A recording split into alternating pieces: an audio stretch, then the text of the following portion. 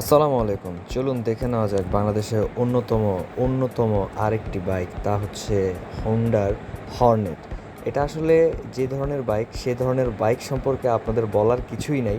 মানে 184.5 CC cubic ক্যাপাসিটির যে বাইকটা, সে বাইক সম্পর্কে আপনাদের নতুন করে বলার কিছু নেই। তারপরেও এটা নিয়ে বলছি, এটা এমন একটা বাইক যেটার মধ্যে এবিএস এবং এফআই দুটোই রয়েছে। প্রথমেই যে দুটো বিষয় নিয়ে কথা বলবো, তা এটার এবিএস এবং ইউএসডি সাসপেনশন নিয়ে। এটার জন্য ব্রেকিং কন্ট্রোলটা একটু ভালো পাওয়া যেতে পারে, পার্টসের কারণে ভালো ব্রেকিং কন্ট্রোল পাওয়া যেতে পারে। এরপরেই যে বিষয়টা নজরে আসলো তা হলো এটার মিটারটা ফুললি ডিজিটালাইজড, আর এই মিটারের সাথেই পাওয়া যাচ্ছে হেডলাইট, যেটার হেডলাইটটা আপনারা বলতেই পারেন এটা এলইডি হেডলাইট, যেটার কারণে আলোটা একটু বেশি হবে। এরপরে চলে আসলাম এটার ইঞ্জিন সেগমেন্টটা আসলে 184.5 সিসি, যেটার কারণে এটার অয়েল কনজাম্পশন যদি কার্বোরেটর ভার্সনটায় একটু বেশি খেত, তাহলে এফআই ভার্সনটা একটু কম খাবে, বাট সিসির কারণে যা ছিল তাই হবে।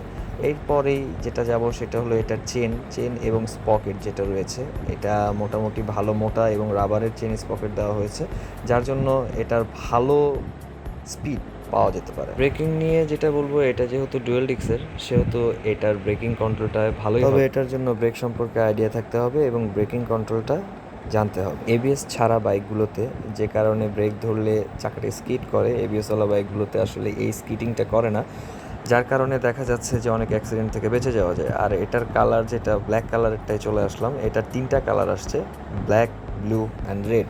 3টাই ম্যাট কালারের, ব্ল্যাকটা একটু শাইন মনে হলো আমার কাছে। আর কালারগুলোর মধ্যে আমি আসলে যেটা বলতে চাই সেটা নিয়ে আমার কোনো সে নাই, কারণ কালার এটা যে কোনোটাই হতে পারে, মানুষের এই 3টা কালারই হয়তো বা পছন্দ হয়।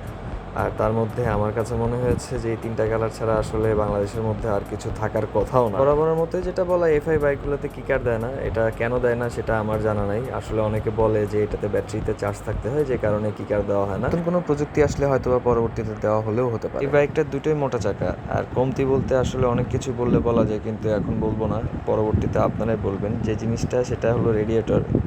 এই 184 সিসি বাইকে যদি রেডিয়েটর না দেয়, তাহলে ইঞ্জিনটা গরম হবে, আর ইঞ্জিন গরম হলে আপনারা বুঝতেই পারছেন। তো দেখা হবে ফুল কোনো বাইকের রিভিউ নিয়ে। ধন্যবাদ।